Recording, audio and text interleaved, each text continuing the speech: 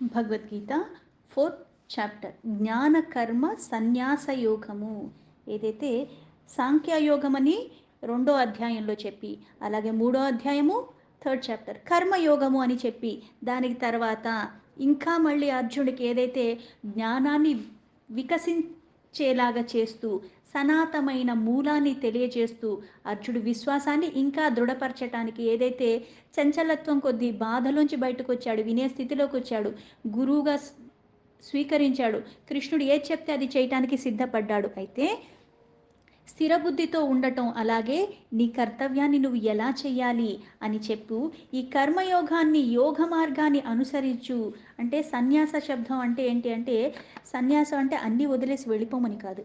కాకపోతే ఈ కర్మలు ఆచరిస్తూనే ఇంకా ఎలా అంటే ప్రతి దాంతో కూడా ఎంతవరకు ఉండాలో అంతవరకు అటాచ్మెంట్ ఎక్కువగా లేకుండా అది సన్యాసించటం.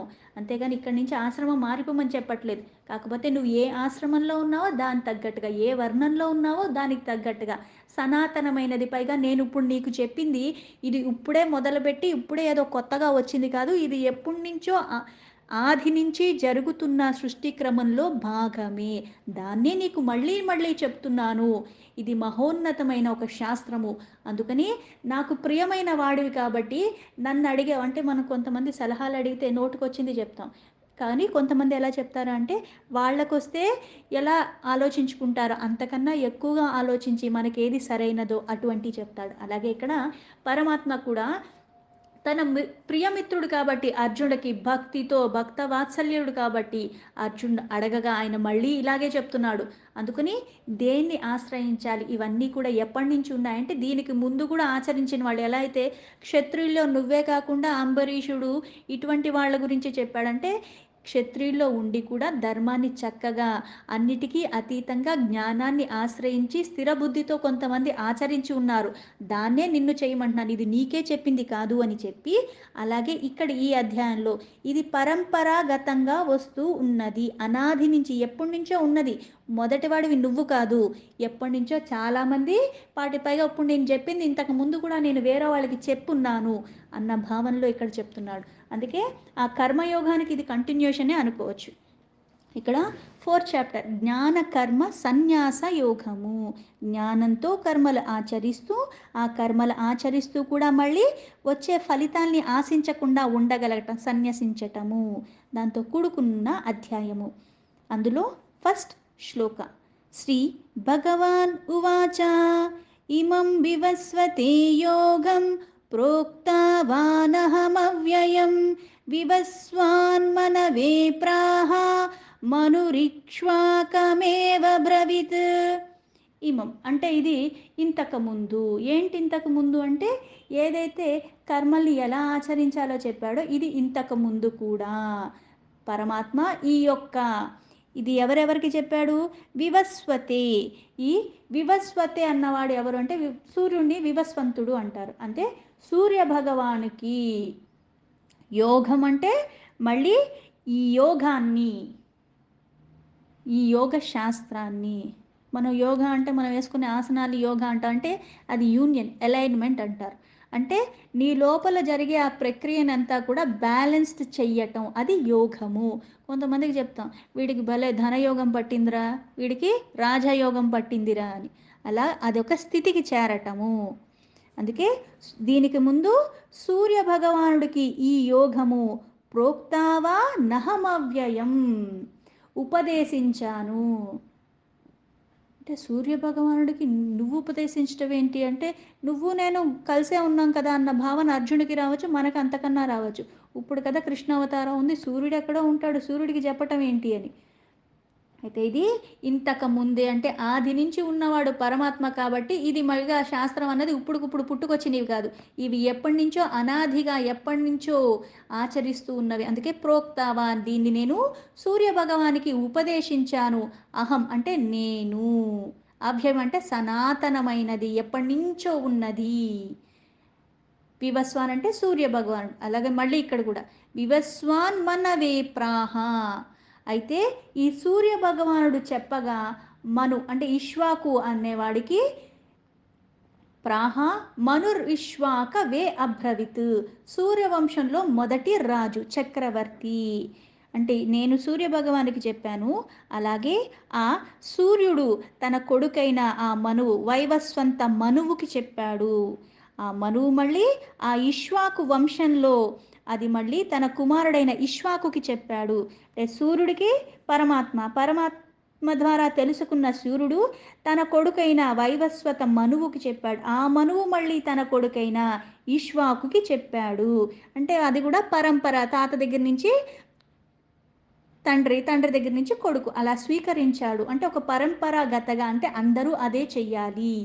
శ్లోకానికి యథాతథా మీనింగ్ తీసుకుంటే, ఇమం వివస్వతే యోగం ప్రోక్తావానహమవ్యయం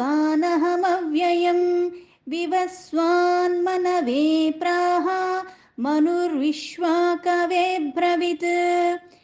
శ్రీ భగవాన్ ఇలా చెప్తున్నారు, నేను నిత్య సత్యమైన, ఎప్పుడుకీ అబద్ధం కాదు, నిజాలు ఎప్పటికీ నిజాలే, అటువంటి ఈ యోగాన్ని సూర్యుడికి చెప్పాను. సూర్యుడు తన కొడుకైన వైవస్వంత మనువుకి చెప్పాడు. ఆయన బోధించిన తర్వాత ఆ మనువు తన కొడుకైన ఇక్ష్వాకుడికి బోధించాడు. అంటే అమూల్యమైనది. ఇలా ఏదైతే జ్ఞానం ఉంటుందో పరంపరాగతంగా అంటారు. అంటే నీ నుంచి ఒకళ్ళకి, అంటే నేను 4 అడుగులేసి ఇప్పుడు రిక్షా తొక్కేవాడు రిక్షా తొక్కుతూ తొక్కుతూ కాస్త ఉన్నతమైన స్థితికి వెళ్ళాడు. తర్వాత వాళ్ళ కొడుకుని కూడా రిక్షా తొక్కమని చెప్తాడా? లేదు. ఒక స్థితికి వెళ్ళాక అక్కడి నుంచి ముందుకెళ్ళాలి. అంటే పురోగతి ఉండాలి. ఏ జ్ఞానాన్నైతే నా అనుభవంలో నేను తెలుసుకున్నానో, తెలుసుకున్న దాన్ని మళ్ళీ వాళ్ళకి చెప్పి, వాళ్ళ ఇంకా ఉన్నతంగా ఎదగటానికి నువ్వు చెయ్యాలి. అంతేగాని నేను అక్కడి నుంచి వచ్చాక నువ్వు కూడా ఆయన్నే వెళ్ళి అడుగు అని చెప్పరెవరు. తెలుసుకున్న విషయాన్ని ఇప్పుడు మనం ఎన్ని నేర్చుకున్నా సరే మనం చెప్తే పిల్లలు వింటారు. ప్రతి ఒక్కళ్ళు ట్యూషన్లు పెడుతున్నారు. ఎందుకు? మేము చెప్తే వినరు. నువ్వు చెప్తే ఎందుకు వినరు? నువ్వు నీ తల్లిదండ్రుల దగ్గర కాదా నేర్చుకుంది? అంటే వాళ్ళు పెంచేలాగా నువ్వు పెంచలేకపోతున్నావు కాబట్టి నువ్వు చెప్పింది వాడు వినట్లే. ఇక్కడ పిల్లలది తప్పేం లేదు. ఏమీ తెలియకుండా, ఏమీ టెక్నాలజీ లేకుండానే మన తల్లిదండ్రులు మనల్ని చాలా బాగా పెంచారు. ప్రతిదానికి ఇప్పుడు ఏదన్నా వస్తే డాక్టర్ దగ్గరికి వెళ్ళిపోవాలి, ఏదన్నా వస్తే వేరే వాళ్ళు ఎక్కడ ఎక్స్పర్ట్ ఉన్నారో వాళ్ళ దగ్గరికి వెళ్ళి నేర్పించాలన్న భావనలు వచ్చేసింది.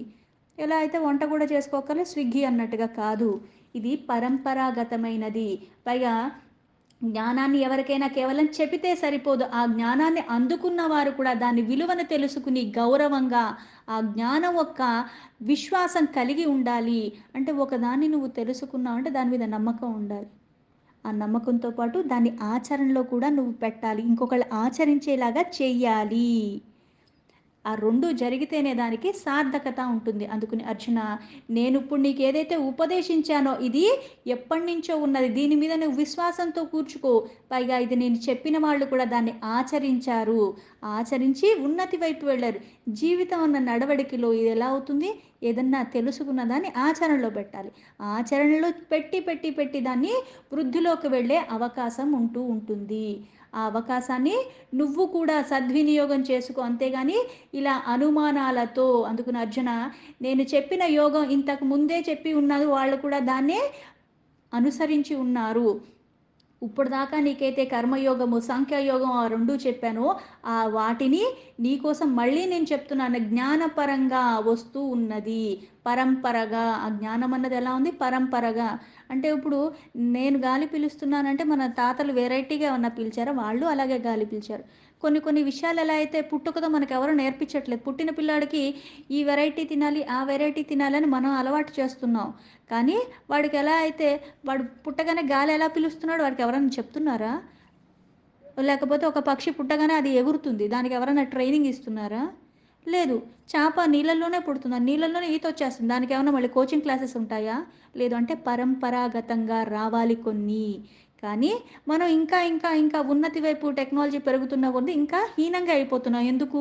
ఎందుకంటే అక్కర్లాని విషయాలన్నిటి మీద జోక్యం చేసుకున్నట్టు పనికిరానివన్నీ కూడా మనం నేర్చుకుంటూ మనం కూడా నేర్పిస్తున్నాం పనికిరానివి. కానీ ఇది అలా కాదు అర్జున. జ్ఞానాన్ని ఎప్పుడో సూర్యుడికి చెప్పిన ఆ సూర్యుడు ఆ మనువుకి ఉపదేశించాడు. అంటే ఇలా వాళ్ళందరూ ఆచరించారు. ఆ ఆచరించి వృద్ధిలోకి వెళ్ళారు. ఆచరణ లేకపోతే వృద్ధి అన్నది జరగదు. అందుకని ఇక్కడ ఇమం, ఈ యోగం అన్నది ఏదన్నా సరే కర్మ అన్నది ఆచరిస్తే ఎలా అయితే పరిపూర్ణత వస్తుంది. నాకు అన్నీ తెలుసు గానీ నేనేమి చెయ్యకపోతే ఏమవుతుంది? కాలక్రమంలో కొన్ని రోజులు అయిపోయిన తర్వాత అది మళ్ళీ నేనే విస్మరిస్తాను. ఆచరిస్తూ ఉంటేనే ఏమైపోతుంది మనకి తెలియకుండానే అది మనకి అలవాటైపోయి ఉంటాం కాబట్టి యథాలాపంగా చేసేస్తూ ఉంటాం. అందుకని స్థిరంగా ఉండు. నేను ఉపదేశించిన జ్ఞానాన్ని మీద నువ్వు నమ్మకం పెట్టుకో. ఇలా ప్రేరేపించి అంటే నీకు ఇంకా తేలికవ్వటానికి నిన్నిలా విడమర్చి ఇంకా సులువుగా చెప్తున్నాను నీ సౌలభ్యం కోసము. అందుకని ఇదే శాస్త్రాన్ని వాళ్ళు అనుసరించారు. దీనికి భిన్నంగా అందుకే ఎలా అయితే ఒక క్రమం అని చెప్తారు. ఒక ఆర్డర్‌లో ఉండాలి. ఆర్డర్‌లోనే ఎళ్ళాలి. జ్ఞానాన్ని సంపాదించుకుంటానికి కూడా ఒక పద్ధతి ఉన్నది. ఆ విజ్ఞానాన్ని పెంచుకోవటానికి కూడా ప్రయత్నం ద్వారానే పరిశ్రమించాలి, కృషి చెయ్యాలి. అన్నీ స్పూన్ ఫీడింగ్ లాగా నోట్లోకి రావు. కొన్ని కొన్ని వాటిలకి మనం కష్టపడాలి. ఆ కష్టపడే ఒక పద్ధతి ఉంటుంది. అందుకే ఆ పద్ధతిలో నువ్వు అది కాస్త కఠినమైనదే. తేలిగ్గా ఉండదు. తేలిగ్గా వచ్చేవన్నవి కూడా అంత ఏం గొప్పగా ఉండవు. కొంచెం కృషి చేసి లభించినవి చాలా గొప్పగా ఉంటాయి.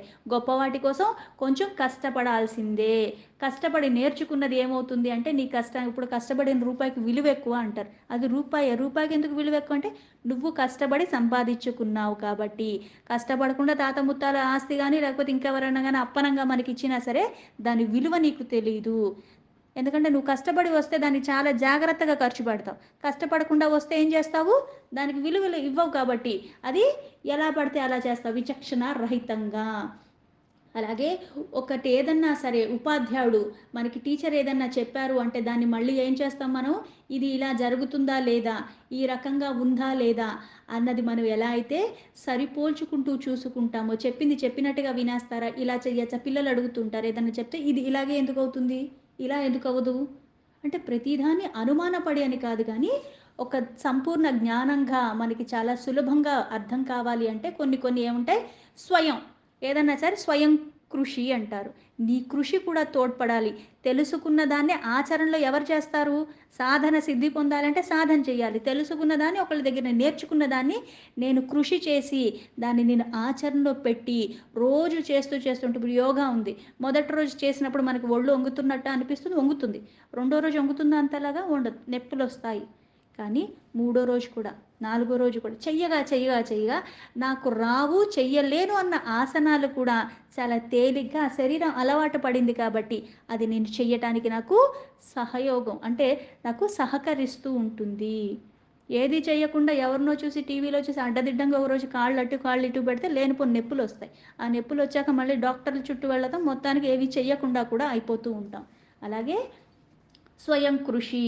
పుస్తకాల్లో ఉన్నది చదువుతావు. పుస్తకాల్లో ఉన్నది తెలుసుకుంటావు. కొన్ని పురాణాలు చదువుతావు. కొన్ని పుస్తకాల ద్వారా కొన్ని మనకు కొద్దిగా ఉపయోగపడతాయి. కానీ ఏదన్నా సరే నేర్చుకున్న దాన్ని మళ్ళీ మనము ఆధారం చేసుకొని ఎప్పుడైతే ఆచరణలో పెడతామో దానికే ఫలితం ఎక్కువగా వస్తుంది. కొన్ని సంవత్సరాలు కష్టపడితేనే ఆ సాధన అన్నది సిద్ధి పొందే స్థితికి నువ్వు వెళతావు. ఈరోజు మొదలు పెట్టంగానే రేపొద్దునేమి అయిపోదు. అందుకని ఇలా ఈ జ్ఞానాన్ని తెచ్చుకో. ఈ జ్ఞానం ద్వారా జీవాత్ముడు 2 అన్నది సనాతనమైనది. జీవి, ఆత్మ.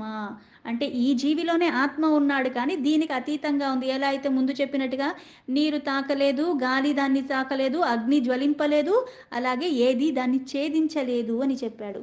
అందుకని కోరిక రూపంలో ఉన్న శత్రువుని చంపేయటము, అలాగే మనస్సుని నీ వశపరుచుకో. బుద్ధి బలంతో ఇవన్నీ జరుగుతాయి. అందుకని కర్మలు చేసేటప్పుడు ఎలా చేయాలి? కర్మయోగం ద్వారా నువ్వు చేసేది జ్ఞానంతో అంటే ఇది చెయ్యొచ్చా? చెయ్యకూడదా? పైగా ఇది దేన్ని తెలుసుకుని ఎలా చెయ్యాలి? అంటే ఇప్పుడు స్టవ్ అంటించగానే గిన్నె పెట్టేస్తే వంట అయిపోతుందా అంటే లేదు. ముందు నూనెయ్యాలి.